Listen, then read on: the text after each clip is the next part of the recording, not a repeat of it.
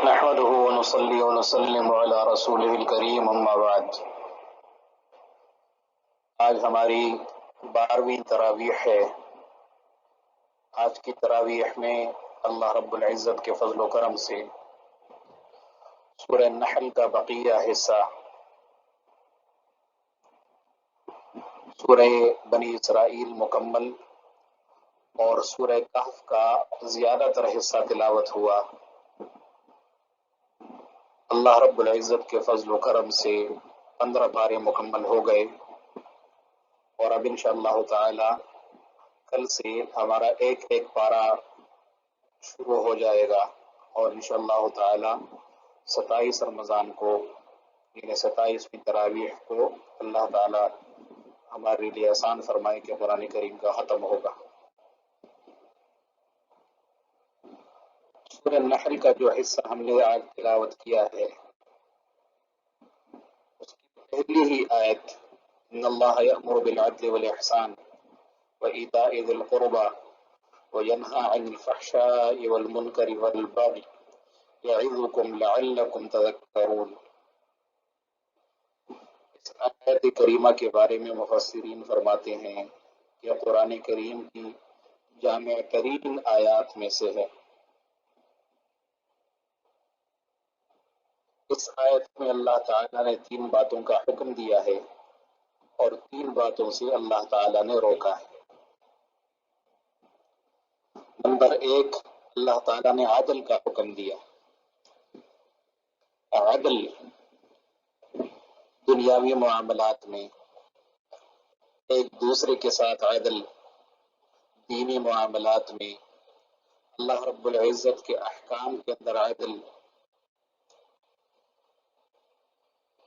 مفسرین فرماتے ہیں عدل کا مطلب یہ ہوتا ہے کہ ہر شخص کے ساتھ اس کے مناسب اور اس کے مطابق رویہ اختیار کیا جائے۔ بعض مفسرین یہ فرماتے ہیں کہ ایک ہے مساوات، ایک ہے عدل۔ مساوات الگ چیز ہے، عدل الگ چیز ہے۔ عدل مساوات سے بہت اونچی چیز ہے۔ اگر ہم مثال کے ذریعے سے اس کو سمجھنا چاہیں کہ مساوات کس کو کہتے ہیں اور عدل کس کا نام ہے، اگر ایک گھر کے اندر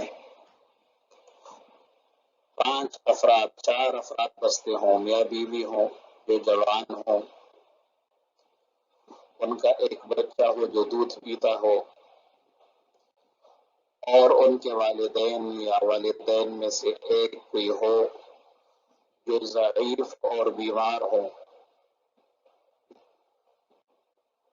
اب یہ گھرانہ ناشتہ کرنا چاہتا ہے، تو مساوات کا تقاضا یہ ہے کہ اگر انڈا پراٹھا کھانا ہے تو سب انڈا پراٹھا کھائیں، دودھ پیتا بچہ بھی کھائے، جوان میاں بیوی بھی کھائیں، اور ان کے بوڑھے والدین بھی کھائیں۔ اگر توس اور مکھن کھانا ہے تو سب یہی کھائیں۔ جبکہ عدل کا تقاضا یہ نہیں ہے۔ عدل اس کو کہیں گے کہ جس کے لیے جو چیز مناسب ہے اس کو وہی دی جائے۔ ضعیف والدین کے لیے نرم غذا مناسب ہے، ان کو وہ دی جائے۔ دودھ پیتے بچے کے لیے دودھ مناسب ہے، اس کو وہ دیا جائے۔ اور جوان میاں بیوی اگر سخت غذا کھانا چاہیں، انڈا پراٹھا وغیرہ کھانا چاہیں تو وہ کھائیں۔ ہر شخص کے لیے جو اس کے مناسب ہے وہ چیز دے دی جائے، یہ عدل کہلاتا ہے۔ اللہ تعالیٰ نے عدل کا حکم دیا ہے۔ اللہ تعالیٰ نے احسان کا حکم دیا ہے، ہر دوسرے کے ساتھ اچھا سلوک کرنا، اس کے ساتھ بھلائی کرنا، اور قرابت داروں کے ساتھ تعاون کرنے کا حکم دیا ہے۔ جو رشتہ دار ہیں، ضرورت مند ہیں، آپ کو اللہ تعالیٰ نے دیا ہے، تو آپ کو اللہ تعالیٰ کا حکم ہے کہ اپنے رشتہ داروں کے اوپر خرچ کرو۔ اسی لیے علماء کرام فرماتے ہیں کہ رشتہ داروں کے اوپر خرچ کرنے سے دگنا اجر ملے گا، رشتہ پالنے کا اجر الگ سے ملے گا، اور اللہ کی راہ میں خرچ کرنے کا اجر الگ سے ملے گا۔ اور اسی وجہ سے علماء فرماتے ہیں کہ زکوٰۃ اور دیگر صدقات و خیرات کے پہلے مستحق اپنے ضرورت مند اور غریب رشتہ دار ہیں، اس کے بعد پھر کسی اور مصرف کی طرف جانا چاہیے۔ 3 باتوں سے اللہ تعالیٰ نے منع فرما دیا ہے، گندی باتوں سے، فحش اور غلط کاموں سے اللہ تعالیٰ نے روکا ہے۔ نامناسب بات کہ جس کو شریف معاشرے میں، شریف لوگوں کے معاشرے میں جس کو مناسب نہ سمجھا جاتا ہو، اللہ تعالیٰ نے ایسے کاموں سے منع کیا ہے۔ اور اللہ تعالیٰ نے ظلم کرنے سے روکا ہے۔ اس وجہ سے ان 3 باتوں جن کا حکم دیا ہے اور 3 باتوں جیسے اللہ تعالیٰ نے روکا ہے، کیونکہ بڑی جامع باتیں ہیں، اس وجہ سے اس آیت کو جامع ترین آیات میں شمار کیا گیا ہے۔ اس آیت میں، اس سورت مبارک میں اللہ تعالیٰ ایک مضمون یہ سمجھا رہے ہیں کہ خود اپنے اعمال کو اپنے ہاتھوں سے ضائع مت کرو۔ جو نیک اعمال کیے ہیں ان اعمال کو اپنے ہاتھوں سے ضائع مت کرو۔ ایک مضمون یہ سمجھایا ہے کہ جو کچھ تمہارے پاس ہے یہ سب ختم ہونے والی چیزیں ہیں، اور جو کچھ اللہ کے پاس ہے وہ ہمیشہ رہنے والی چیز ہے۔ اس لیے انسان کو ہمیشہ رہنے والی چیز کی طرف لپکنا چاہیے، اس کو حاصل کرنے کی کوشش کرنی چاہیے، اور جو فانی اور ختم ہونے والی چیز ہے اس کے پیچھے نہیں بھاگنا چاہیے۔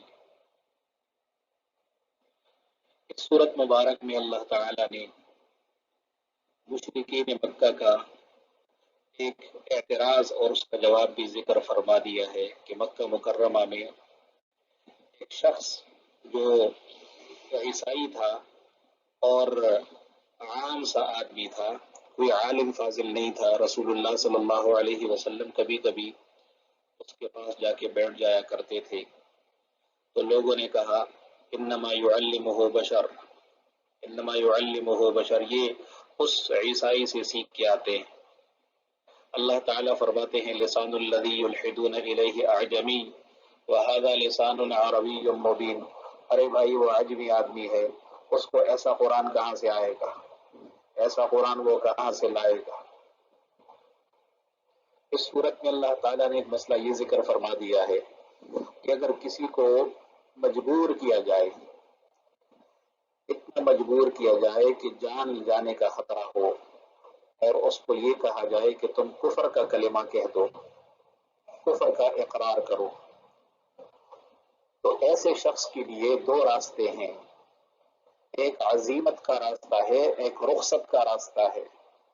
عزیمت کا راستہ تو یہ ہے کہ یہ جان دے دے لیکن کلمہ کفر نہ کہے، جیسے آپ صلی اللہ تعالی علیہ وسلم نے حضرت معاذ بن جبل رضی اللہ تعالی عنہ سے فرمایا تھا کہ اللہ کے ساتھ کسی کو شریک نہ بناؤ، چاہے تمہیں مار دیا جائے یا جلا دیا جائے، یہ عزیمت۔ لیکن یہاں اس آیت کریمہ میں اللہ تعالیٰ نے اجازت دی ہے، رخصت یہ ہے کہ زبان سے اگر کفر کا اظہار کرے جان بچانے کے لیے اور دل کے اندر ایمان مضبوط رکھے تو ایسے شخص کو گناہ نہیں ہوگا، اس کا ایمان برقرار رہے گا۔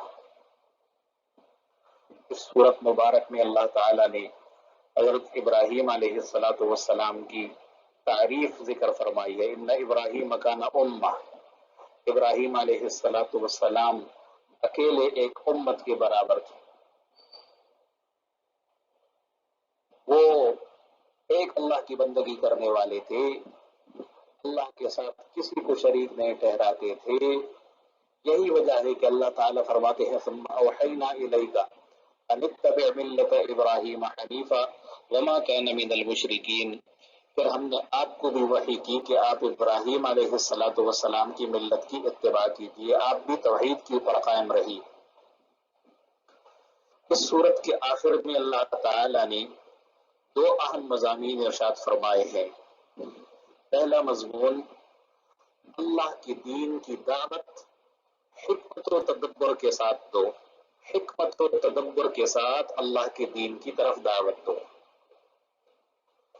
अच्छी नसीहत, खैरखाही का जज्बा हो और अच्छे अंदाज से नसीहत करके लोगों को दीन की तरफ दावत दो।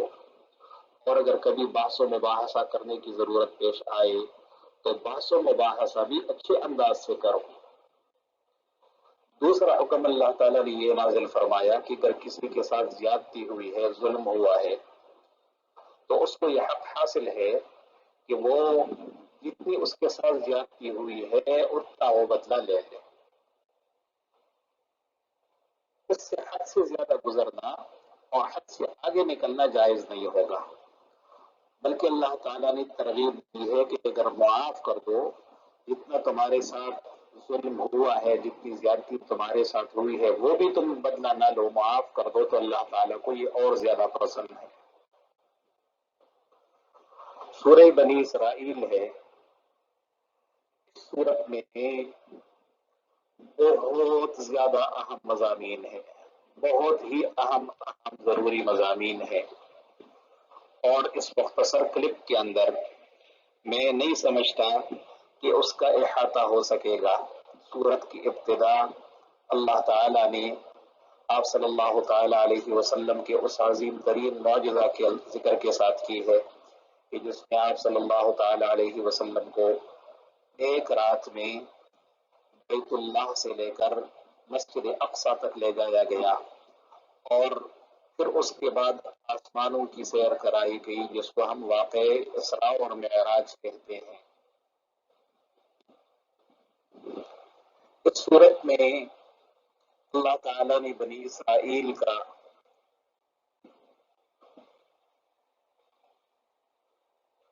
फितना फसाद बयान किया है कि गुज़श्ता जमाने में बनी इसराइल के ऊपर अब 2 मरतबा अल्लाह ताला का अज़ाब मुसल्लत हुआ। वो जमीन में फसाद बचाते थे, अल्लाह ताला उन पर अज़ाब मुसल्लत करते थे।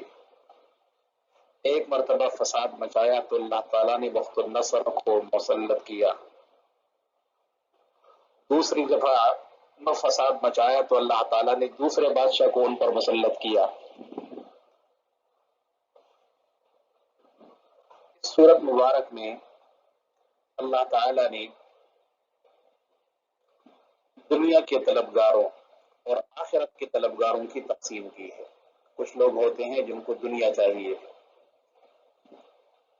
और कुछ लोग वो होते हैं कि जिनको आखिरत भी चाहिए, दुनिया के साथ साथ वो आखिरत के भी तलबगार होते हैं। अल्लाह ताला फरमाते हैं मन काना युरीदुल आजिलता अज्जलना लहू फीहा मा नशा लिमन नुरीद। जो सिर्फ दुनिया चाहता है, जो सिर्फ दुनिया चाहता है, उसको आखिरत की कोई तलब नहीं है, उसको आखिरत की कोई फिक्र नहीं है, तो हम जिसको जितना चाहें, जिसको जितना चाहें दुनिया हम दे देंगे, लेकिन आखिरत में ऐसे लोगों का कोई हिस्सा नहीं होगा।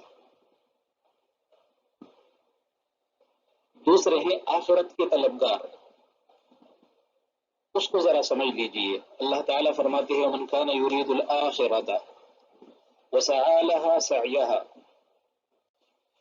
जिसको आखिरत की तलब है वो आखिरत की कामयाबी चाहता है, और सिर्फ जबान से कामयाबी नहीं चाहता, बल्कि आखिरत की कामयाबी के लिए जो मेहनत करनी है वो मेहनत भी करता है। कैसे मेहनत करनी है वो मेहनत करता है, कैसे अमाल करने हैं वो अमाल करता है, कैसे कोशिश करनी है वो कोशिश करता है। अल्लाह ताला फरमाते हैं ऐसे लोगों की मेहनत को कबूल किया जाएगा, उसको कदर की निगाह से देखा जाएगा। ऐसी लोगों की मेहनत को कदर की निगाह से देखा जाएगा। उलमा फरमाते हैं अल्लाह ताला ने आगे इस सूरत मुबारका में उन अमाल को जिक्र किया है, उन अमाल को जिक्र किया है, उन अखलाक को जिक्र किया है, उन आदाब को जिक्र किया है कि जो आखिरत की कामयाबी के लिए जरूरी है। नंबर 1, یہ بہت ضروری مضمون ہے، اس کو بہت توجہ سے سنیے۔ نمبر 1، اللہ کے سوا کسی کی بندگی مت کرو، اللہ کے سوا کسی کی بندگی مت کرو۔ بندگی صرف اللہ کا حق ہے، اللہ کے علاوہ کسی کو یہ حق نہیں دیا جا سکتا، اللہ کا فیصلہ یہی ہے۔ اور دوسرا حکم فرمایا والدین کے ساتھ اچھا سلوک کرو، والدین کے ساتھ اچھا سلوک کرو۔ میں چاہتا ہوں اس مضمون کو تھوڑا مزید وضاحت کے ساتھ بیان کر دیا جائے۔ ہم جب قرآن کریم کے اوپر غور کرتے ہیں، اللہ تعالیٰ نے جگہ جگہ اپنی توحید کے ساتھ، اپنی بندگی کے حکم کے ساتھ والدین کے ساتھ اچھا سلوک کرنا اور ان کی نافرمانی سے بچنا، اس کو شامل فرمایا ہے۔ سورہ بقرہ میں اللہ تعالیٰ نے فرمایا وَإِذَا أَخَذْنَا مِيثَاقَ بَنِي إِسْرَائِيلَ لَا تَعْبُدُونَ إِلَّا اللَّهَ وَبِالْوَالِدَيْنِ إِحْسَانًا۔ دیکھیے، اللہ کے سوا کسی کی بندگی نہیں کرو گے اور والدین کے ساتھ اچھا سلوک کرو گے۔ سورہ نساء کے اندر گزر چکا وَاعْبُدُوا اللَّهَ وَلَا تُشْرِكُوا بِهِ شَيْئًا وَبِالْوَالِدَيْنِ إِحْسَانًا۔ اللہ کی بندگی کرو، اس کے ساتھ کسی کو شریک مت بناؤ اور والدین کے ساتھ اچھا سلوک کرو۔ حضرت لقمان کی نصیحت اور وصیت انشاءاللہ آگے آئیں گی۔ انہوں نے پہلی وصیت کی تھی یا بنی لا تشرک باللہ ان الشرک لظلم عظیم، اللہ کے ساتھ شریک مت ٹھہراؤ، شرک بہت بڑا ظلم ہے۔ اور اس کے متصل بعد اللہ تعالیٰ فرماتے ہیں وَوَصَّيْنَا الْإِنسَانَ بِوَالِدَيْهِ، ہم نے انسان کو والدین کے ساتھ حسن سلوک کا حکم دیا ہے۔ یہاں سورہ بنی اسرائیل میں دیکھیے اللہ تعالیٰ فرماتے ہیں وَقَضَىٰ رَبُّكَ أَلَّا تَعْبُدُوا إِلَّا إِيَّاهُ وَبِالْوَالِدَيْنِ إِحْسَانًا۔ اللہ کا فیصلہ ہے کہ اس کے سوا کسی کی بندگی مت کرو اور والدین کے ساتھ اچھا سلوک کرو۔ کئی مقامات آپ کے سامنے ذکر کیے کہ جس میں اللہ تعالیٰ نے اپنی توحید اور اپنی بندگی کے متصل بعد والدین کے ساتھ اچھا سلوک کرنے کا حکم دیا ہے۔ ایک اور بات ہمیں احادیث مبارکہ سے سمجھ میں آتی ہے۔ آپ صلی اللہ تعالی علیہ وسلم نے مختلف احادیث مبارکہ میں ان بڑے گناہوں کا ذکر کیا ہے اور ان سے بچنے کی ترغیب دی ہے کہ جو انسان کو ہلاکت میں مبتلا کر دیتے ہیں۔ آپ نے فرمایا اجتنبوا السبع الموبقات، 7 ہلاکت میں ڈالنے والے گناہوں سے بچو۔ اسی طرح آپ نے الکبائر، بڑے گناہوں کا ذکر کیا، تو آپ ذرا توجہ سے سنیے۔ الاشراک باللہ، سب سے بڑا کبیرہ گناہ اللہ کے ساتھ کسی کو شریک بنانا، اور متصل بات وعقوق الوالدین، والدین کے ساتھ نافرمانی کا معاملہ کرنا، والدین کی نافرمانی کرنا۔ اس سے یہ سمجھ میں آتا ہے کہ اللہ رب العزت کے حقوق کے بعد بندوں کے حقوق میں والدین کا حق بہت اہمیت رکھتا ہے۔ ان کے ساتھ حسن سلوک کا حکم ہے اور ان کے ساتھ برا سلوک کرنے سے روکا گیا ہے۔ رسول اللہ صلی اللہ تعالی علیہ وسلم نے والدین کے ساتھ حسن سلوک کی بہت ترغیب دی ہے، بہت ترغیب دی ہے۔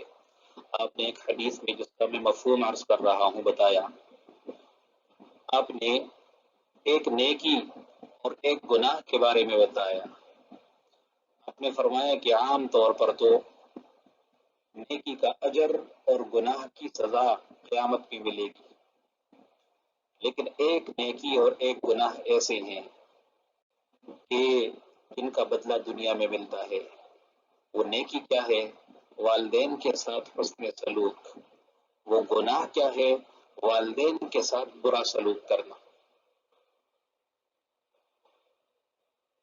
ہم اپنے آس پڑوس میں، اپنے خاندانوں میں، اپنے عزیز اقارب میں، رشتہ داروں میں نظر ڈالیں تو ہمیں کئی مثالیں ایسی نظر آئیں گی کہ جنہوں نے والدین کے ساتھ اچھا سلوک کیا، اللہ تعالیٰ نے ان کو خوب نوازا۔ جنہوں نے والدین کو ستایا ان کی اولاد ان کو ضرور ستاتی ہے اور ان کی اولاد سے ان کو سکھ نہیں ملتا۔ یہ مضمون بہت لمبا ہے، بہت لمبا مضمون ہے میرے محترم بھائیوں، میری بہنوں۔ اللہ تعالی کا یہ بہت اہم حکم ہے، جن کے والدین حیات ہیں وہ ان کی زندگی کو اپنے لیے غنیمت سمجھیں، ان کی خوب خدمت کریں، ان کی دعائیں لیں اور ان کی نافرمانی سے بچنے کا اہتمام کریں۔ اللہ تعالیٰ نے والدین کی زندگی کا ایک خاص حال ذکر کیا ہے، اگر والدین دونوں یا دونوں میں سے کوئی ایک بڑھاپے کی حالت میں موجود ہوں تو ان کے سامنے اف بھی مت کہو، کبھی ان کو جھڑکو نہیں، ان کے ساتھ بہترین لہجے میں بات کرو، ان کے لیے دعا کرو، رب ارحمہما کما ربیانی صغیرا، اے اللہ ان کی پر رحم فرما جنہوں نے میری بچپن میں میری بہترین تربیت کی۔ اس صورت میں اللہ تعالی نے والدین کے حسن سلوک کے ساتھ ساتھ دیگر رشتہ داروں کے حقوق ادا کرنا، مسکینوں مسافروں کو ان کا حق دینا، اس کا بھی حکم دیا۔ مال کو فضول خرچی میں مت اڑاؤ، مال کو فضول خرچی میں مت اڑاؤ، بعد میں پچھتاؤ گے۔ کنجوسی بھی مت کرو اور ہاتھ کو اتنا کشادہ بھی مت کرو کہ کل کو پچھتانا پڑے۔ اعتدال سے چلو، درمیانی راستے میں چلو، جہاں خرچ کرنا ضروری ہے وہاں پیچھے رہنا کنجوسی کہلاتا ہے، اور جہاں خرچ کرنے کی ضرورت نہیں ہے وہاں بے حساب اڑانا فضول خرچی کہلاتا ہے۔ دونوں کام مت کرو، اپنی اولاد کو مفلسی اور غربت کے ڈر سے قتل مت کرو، کسی جاندار کو ناحق قتل مت کرو، زنا کے قریب بھی مت جاؤ، یتیم کے مال میں ناجائز تصرف مت کرو، کسی کے ساتھ وعدہ کرو تو اس کو پورا کرو، ناپ تول پورا کیا کرو، جس چیز کے بارے میں تحقیق نہ ہو اس کے پیچھے مت پڑو، ادھر ادھر کی باتیں مت کرو، زمین پر اکڑ کر مت چلو، اللہ کے ساتھ کسی کو شریک مت بناؤ۔ یہ ایک مضمون ایسا ہے جس پر کافی لمبی تفصیلی بات ہو سکتی ہے۔ میری گزارش ہے کہ قرآن کریم کا ترجمہ بھی دیکھ لیا کیجئے، مختصر تفسیر بھی دیکھ لیا کیجئے، اللہ تعالیٰ سب کو توفیق نصیب فرمائے۔ اس صورت میں اللہ تعالیٰ نے قرآن کریم کی عظمت، اس کا اللہ تعالیٰ کی طرف سے معجزہ ہونا، اللہ تعالیٰ فرماتے ہیں لئن اجتمعت الانس والجن، اگر سارے انسان و جنات جمع ہو جائیں اس قرآن جیسا کلام لانا چاہیں، لا یأتون بمثلہ، اس جیسا کلام نہیں لا سکیں گے اگرچہ وہ ایک دوسرے کی مدد بھی کریں۔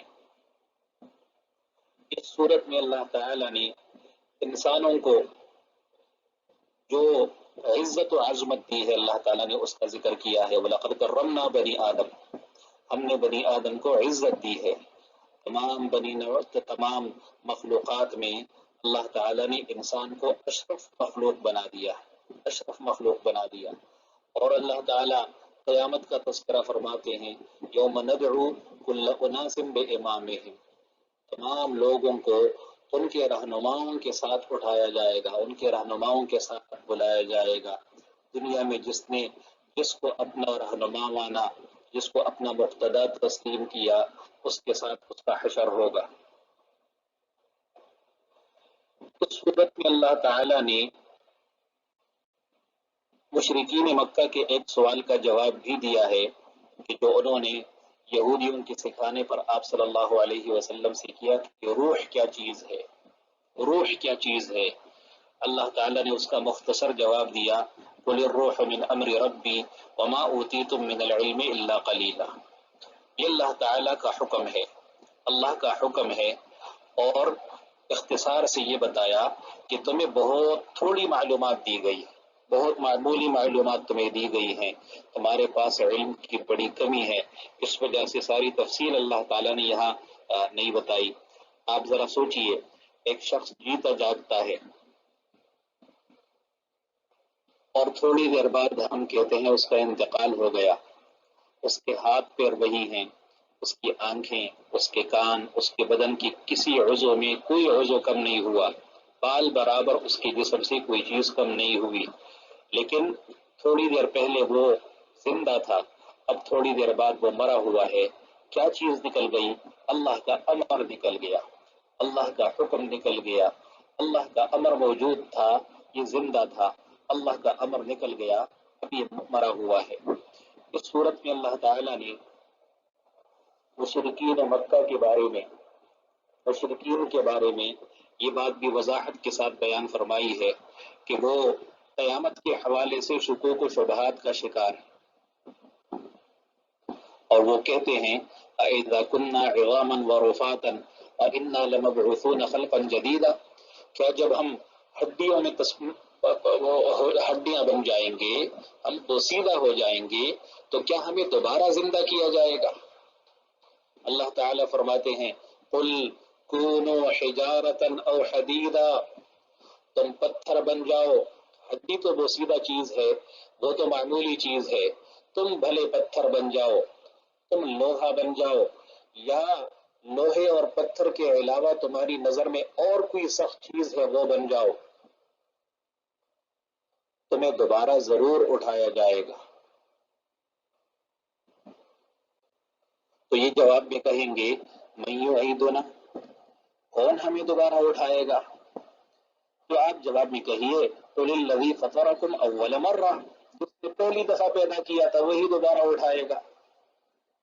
اللہ فرماتے ہیں یہ آنکھیں میچ کر اور آنکھوں کو گول کر کے میچ کر یہ آپ سے کہیں گے متاہو، یہ کب ہوگا، یہ کب ہوگا، دوبارہ کب اٹھائے جائیں گے؟ اس دنیا کو ہزاروں سال ہو گئے، ہمارے آباء و اجداد کو مرے ہوئے ہزاروں سال ہو گئے، کب دوبارہ اٹھائے جائیں گے؟ وہ دن کب آئے گا؟ آپ کہیے عسیٰ ان یکون قریبا، بہت قریب ہے، ہو سکتا ہے بہت قریب ہو وہ دن، ہو سکتا ہے بہت قریب ہو۔ آپ ذرا تصور کیجئے اگر دنیا کی زندگی لاکھوں سال ہو جائے، لاکھوں سال دنیا کی زندگی ہو جائے، کروڑوں سال دنیا کی زندگی ہو جائے، اور اس کے بعد قیامت قائم ہو، اور قیامت کا ایک دن 50,000 سال کا، ایک دن 50,000 سال کا، جنت و جہنم کی تقسیم کے بعد اور چلے جانے کے بعد پھر ہمیشہ ہمیشہ کی زندگی، جس میں لاکھوں کروڑوں اربوں سالوں کا کوئی حساب نہیں ہوگا، تو وہ ہمیشہ کی زندگی، دنیا کی زندگی جتنی بھی لمبی ہو، اس کی دنیا کی زندگی اس کے مقابلے میں معمولی ہی ہے۔ اس لیے اللہ فرماتے ہیں آپ کہیے قریب ہے کہ وہ وقت آئے گا۔ مشرکین مکہ رسول اللہ صلی اللہ تعالی علیہ وسلم سے جن معجزات کا مطالبہ کرتے تھے، اللہ تعالیٰ نے ان کی مطالبات کو یہاں قرآن کریم میں ذکر کیا ہے۔ یہ اللہ تعالیٰ فرماتے ہیں کہ یہ کہتے ہیں وقالوا لن نؤمن لك حتى تفجر لنا من الارض ينبوعا، ہم اس وقت تک آپ پر ایمان نہیں لائیں گے کہ آپ زمین سے ہمارے لیے کوئی تر و تازہ چشمہ نکال کے دکھائیے، کوئی زمین سے تر و تازہ چشمہ نکال کے دکھائیے تو تب ہم آپ کو مان لیں گے۔ او تکون لک جنت من نخیل وعنب، آپ کے پاس باغات ہوں، آپ کے پاس باغات ہوں انگور کے، کھجور کے، فتفجر الانہار خلالها تفجیرا، آپ اس کے بیچ میں سے نہریں نکال کے دکھائیں۔ اور تسقط السماء كما زعمت علینا کسفا، کہ آپ آسمان کے ٹکڑے ہمارے اوپر گرائیں، ہمارے اوپر آسمان کے ٹکڑے گرا دیں۔ او تأتی باللہ والملائکۃ قبیلا، یا آپ اللہ کو اور فرشتوں کو جماعت کی شکل میں لے کر آ جائیں۔ او یکون لک بیت من زخرف، یا آپ کا سونے کا بنا ہوا گھر ہو۔ او ترقی فی السماء، یا آپ آسمان میں چلے جائیں۔ تو اب اگر جواب یہ دیا جاتا کہ آپ صلی اللہ علیہ وسلم تو آسمان پر جا چکے، تو کہنے لگے وَلَن نُؤْمِنَ لِرُقِيِّكَ حَتَّى تُنَزِّلَ عَلَيْنَا كِتَابًا نَقْرَؤُهُ، ہم آپ کے آسمان پر چلے جانے کا اعتماد نہیں کرتے، اس پر ہمیں یقین نہیں ہے، یہاں تک کہ آپ آسمان سے اپنے ساتھ ایک کتاب لے کر آ جائیں کہ جس کو ہم خود پڑھ لیں۔ یہ فرمائشی مطالبات ہوتے تھے مشرکین مکہ کی طرف سے۔ اللہ تعالیٰ فرماتے ہیں آپ جواب میں کہیے سبحان ربی، سبحان اللہ، سبحان اللہ، کیا فضولیات بولتے ہو تم لوگ۔ حل کنت الا بشر الرسول، میں ایک بشر ہوں جو رسول ہے، میں ایک بشر ہوں جو رسول ہے، یہ میرے کام نہیں ہے بھائی۔ اللہ فرماتے ہیں کہ آپ صلی اللہ تعالی علیہ وسلم کی امت سے پہلے بھی جو امتیں گزری ہیں ان امتوں کو ایمان لانے سے اس چیز نے روکے رکھا کہ وہ اس بات کا یقین نہیں کرتے تھے اور کہتے تھے کہ ابعث اللہ بشر اور رسول، اللہ نے بشر کو پیغمبر بنا دیا، بشر پیغمبر کیسے ہو سکتا ہے؟ اللہ تعالیٰ اس کا جواب دیتے ہیں قل لو كان في الارض ملائکۃ یمشون مطمئنین لنزلنا علیہم من السماء ملکا رسولا، اگر زمین میں فرشتے بستے ہوتے، زمین میں فرشتے رہ رہے ہوتے تو ہم آسمان سے فرشتے کو پیغمبر بناتے۔ جب زمین میں انسان رہ رہے ہیں تو انسانوں کو دین سکھانے کے لیے، انسانوں کو دینی تعلیمات دینے کے لیے انسان کا آنا ضروری ہے، ورنہ انسان فرشتوں کی زبان کیسے سمجھیں گے، ان کے اطوار و آداب کو کیسے سمجھیں گے، ان کی ضروریات کو کیسے سمجھیں گے۔ اس صورت میں اور بھی مزید مضامین ہیں، ایک کلپ لمبا ہو رہا ہے، میں اس کو ابھی بھیج دیتا ہوں انشاءاللہ، اور سورہ کہف کا جو حصہ ہم نے پڑھا ہے وہ اگلی کلپ میں کر دیتا ہوں۔ بسم اللہ الرحمن الرحیم۔ سورہ کہف کے اندر بھی جو حصہ ہم نے تلاوت کیا ہے اس میں بہت اہم مضامین ہیں، اور ایک اہم مضمون جو سورہ کہف کی جان کہلاتا ہے، انشاءاللہ تعالی اس کو ذرا وضاحت کے ساتھ، ذرا تفصیل کے ساتھ عرض کر دیتا ہوں۔ سورہ کہف میں اللہ تعالی نے اصحاب کہف کا تذکرہ فرمایا، اور اصحاب کہف کے بارے میں اللہ تعالی نے تفصیل بتائی ہے۔ یہ بھی ان سوالات میں سے ہے جو یہود کے سکھانے پر رسول اللہ صلی اللہ علیہ وسلم سے مشرکین مکہ نے کیے کہ کچھ زمانہ پہلے کچھ نوجوان تھے جو کسی غار میں جا کے گھس گئے تھے، ان جوانوں کا کیا قصہ ہے۔ اللہ تعالیٰ فرماتے ہیں نحن نقص علیک نبأہم بالحق، ہم آپ کو ان کا صحیح قصہ بتاتے ہیں، صحیح قصہ بتاتے ہیں۔ انہم فتیۃ، یہ جوان تھے، یہ کوئی بڑی عمر کے حضرات نہیں تھے، یہ نوجوان تھے اور جوان رعنا تھے، آمنوا بربہم، اللہ پر ایمان لائے تھے، وزدناہم ہدی، اور ہم نے ان کو خوب ہدایت عطا فرمائی تھی۔ یہ جس علاقے میں رہتے تھے اور جس جگہ ان کی رہائش تھی وہاں کا بادشاہ مشرک تھا، اور وہ لوگوں کو شرک پر مجبور کرتا تھا۔ یہ نوجوان عام لوگ نہیں تھے، یہ دربار سے وابستہ بڑے خاندانوں کے چشم و چراغ تھے۔ ان نوجوانوں نے شرک سے انکار کیا اور دربار میں کھڑے ہو کر شرک کی باطل ہونے کی بات کی اور مشرکین سے شرک کے صحیح ہونے کی دلیل کا مطالبہ کیا۔ لولا یأتون علیہم بسلطان بین، اگر یہ شرک کے اوپر مصر ہیں تو یہ شرک کے ٹھیک ہونے پر کہ اللہ کے سوا کوئی اور بھی بندگی کے لائق ہو سکتا ہے، شرک کے ٹھیک ہونے پر یہ کوئی دلیل کیوں نہیں پیش کرتے؟ اگر ان کے پاس دلیل نہیں ہے تو ہم تو بے دلیل بات نہیں مانیں گے۔ اب بات یہ ہوئی کہ ان لوگوں کی جان کا خطرہ ہوا اور یہ ایک ایک کر کے اپنے علاقے سے نکلے، ایک ساتھ جمع ہوئے اور اس بات پر اتفاق کیا کہ ہمیں کچھ عرصے کے لیے روپوش ہو جانا چاہیے جب حالات ٹھیک ہو جائیں گے تو ہم آ جائیں گے۔ اللہ تعالیٰ نے ان کی رہنمائی ایک غار کی طرف کی، ان میں سے کسی صاحب کا کتا بھی ساتھ آیا اور وہ کتا بھی ساتھ اس غار کے اندر گھس گیا۔ یہ غار میں جا کے ظاہر ہے تھک گئے ہوں گے، لیٹ گئے، اور ان کا کتا غار کے دہانے پر آ کے بیٹھ گیا اور اللہ تعالیٰ نے ان کو سلا دیا۔ اللہ نے ایسے انداز سے ان کو سلایا کہ جیسے سوتا ہوا آدمی کروٹ بدلتا ہے، کروٹ بدلتے تھے، اور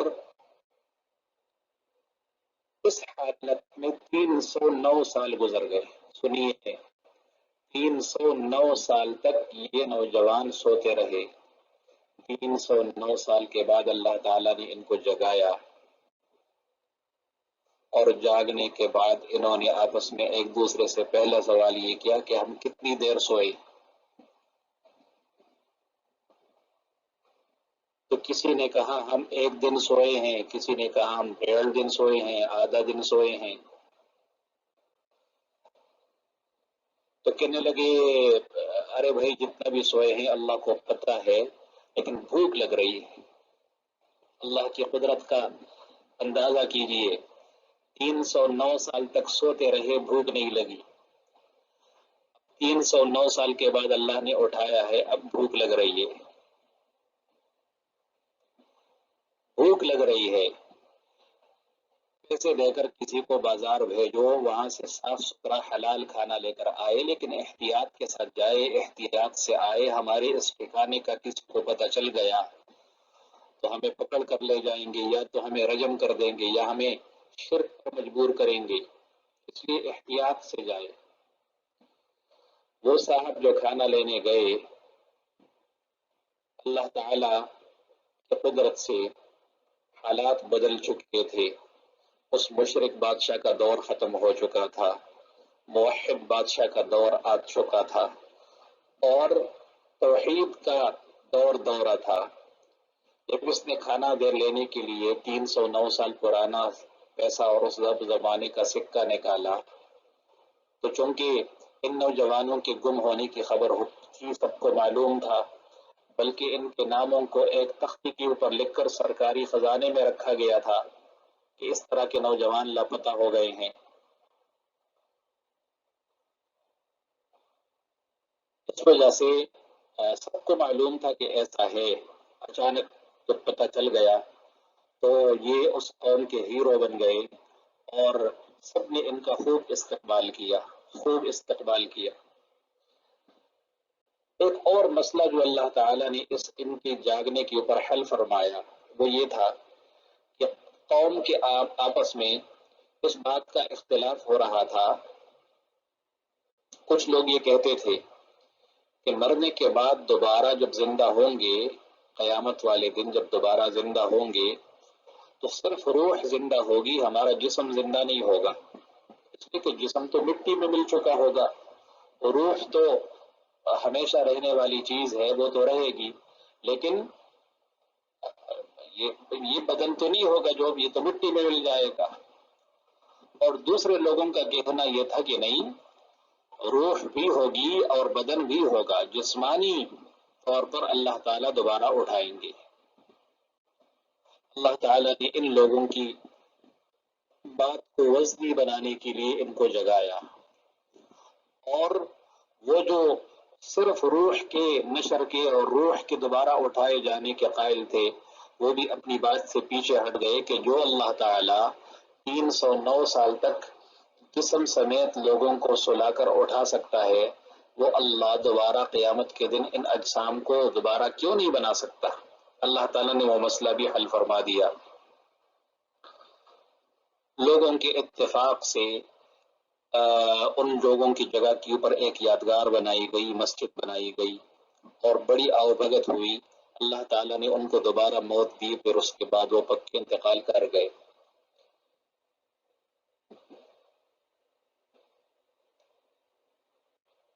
اللہ تعالیٰ نے اپنی قدرت کی یہ عظیم نشانی اس صورت کے اندر ذکر فرمائی ہے۔ حدیث میں ہے کہ جو شخص سورہ کہف کی ابتدائی آیات، اور ایک اور حدیث میں ہے کہ جو شخص سورہ کہف کی آخری آیات پڑھتا ہے وہ اللہ تعالیٰ کی فضل سے دجال کے فتنے سے محفوظ رہے گا۔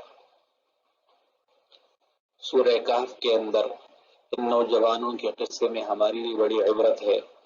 دین کے حفاظت کے لیے جان دینی پڑے تو جان حاضر ہو، مال قربان کرنا پڑے مال حاضر ہو، اپنی خواہشات طور تک قربان کرنی پڑیں تو خواہشات قربان کرنے کے لیے تیار ہوں، تکلیفیں آئیں پریشانیاں آئیں سب چیز قربان کرنے کے لیے تیار ہوں، لیکن ہمارے دین کے اوپر حرف نہیں آنا چاہیے، ہمارا ایمان محفوظ ہونا چاہیے۔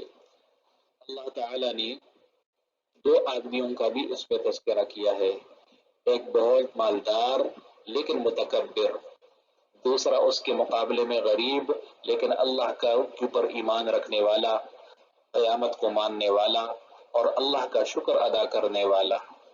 اللہ تعالیٰ نے دونوں کا آپس میں مکالمہ ذکر کیا ہے کہ جو مالدار تھا جس کو ہم نے اللہ تعالیٰ نے تفصیل بتائی ہے کہ ہم نے اس طرح کے اس کو باغات دیے تھے کہ جس کے دونوں طرف درخت ہوتے تھے اور خوب پھل تھا اس میں،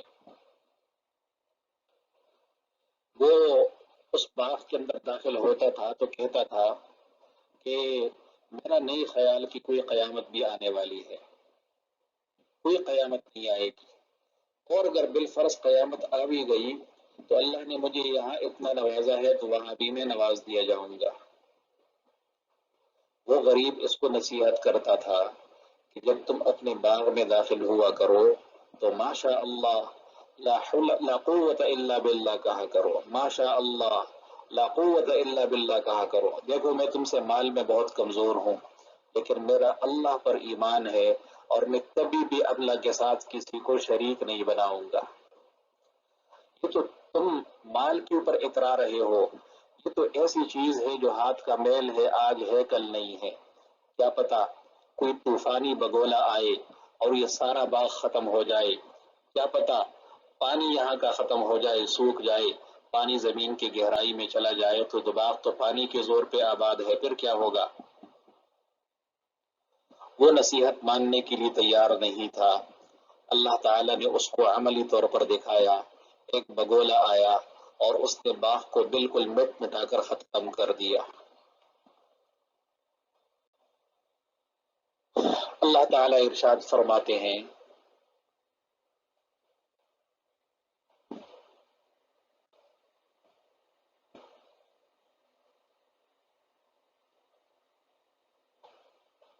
کہ جب وہ بگولا آیا اور اس کا وہ باغ ختم ہو گیا فَأَصْبَحَ يُقَلِّبُ كَفَّيْهِ عَلَى مَا أَنفَقَ فِيهَا وَهِيَ خَاوِيَةٌ عَلَى عُرُوشِهَا، وہ باغ زمین کے اوپر گرا پڑا تھا اور وہ کہتا تھا کہ کاش میں اللہ کے ساتھ کسی کو شریک نہ بناتا۔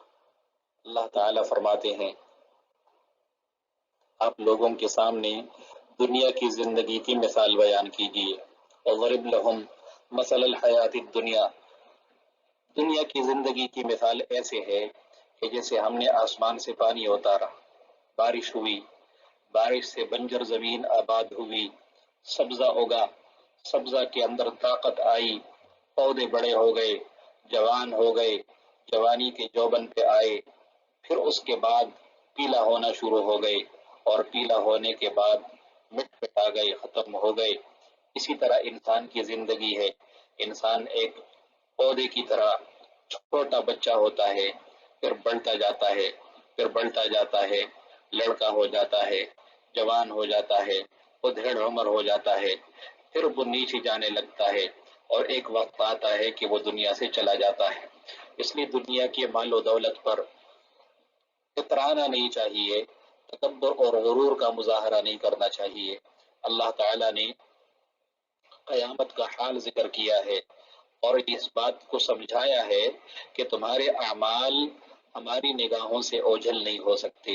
ووضع الکتاب، قیامت کے دن اعمال نامے پیش ہوں گے، وترى المجرمین مشفقین مما فیہ، مجرم لوگ ان اعمال ناموں کو دیکھ کر گھبرائیں گے اور کہیں گے یا ویلتنا ما لهذا الکتاب لا یغادر صغیرۃ ولا کبیرۃ الا احصاها، یہ کیسی کتاب ہے، اس نے تو کوئی بڑا گناہ بھی نہیں چھوڑا، کوئی چھوٹا گناہ بھی نہیں چھوڑا، سارے گناہ ہمارے اس کے اندر موجود ہیں، سارے گناہ موجود ہیں۔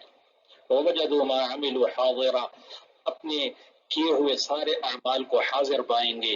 ولا یظلم ربک احدا، آپ کا رب کسی کے اوپر ظلم نہیں کرتا، اللہ کسی پر ظلم نہیں کرتا۔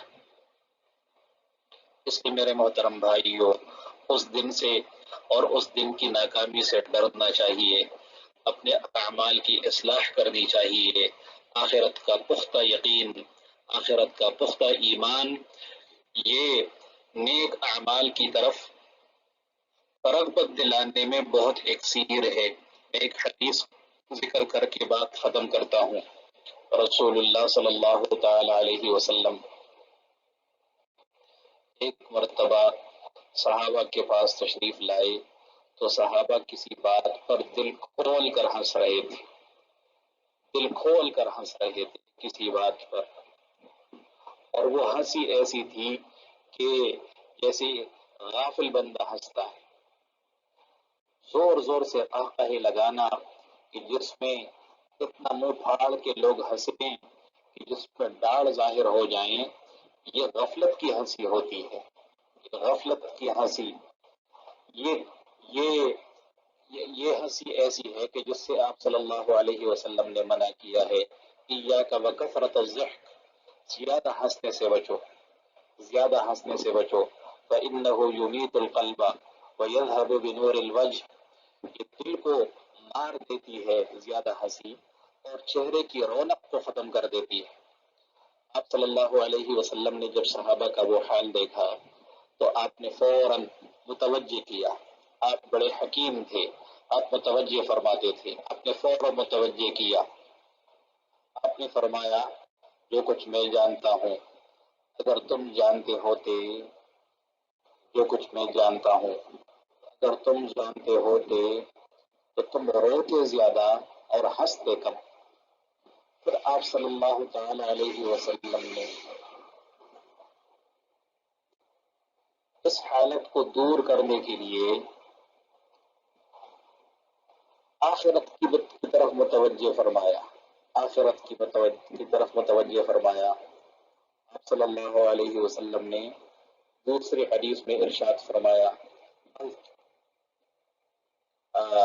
حدیث میں آپ صلی اللہ علیہ وسلم نے فرمایا اکثروا من ذکر حاضم اللذات الموت، لذتوں کو توڑنے والی چیز موت کو زیادہ یاد کرو، موت کو زیادہ یاد کرو۔ اللہ تعالیٰ میں آخرت کی فکر نصیب فرما دے، آخرت کی تیاری کی توفیق عطا فرما دے، دنیا میں اور آخرت میں اللہ تعالیٰ کامیابیاں سمیٹنے کی توفیق عطا فرمائے۔ وآخر دعوانا ان الحمد للہ رب العالمین۔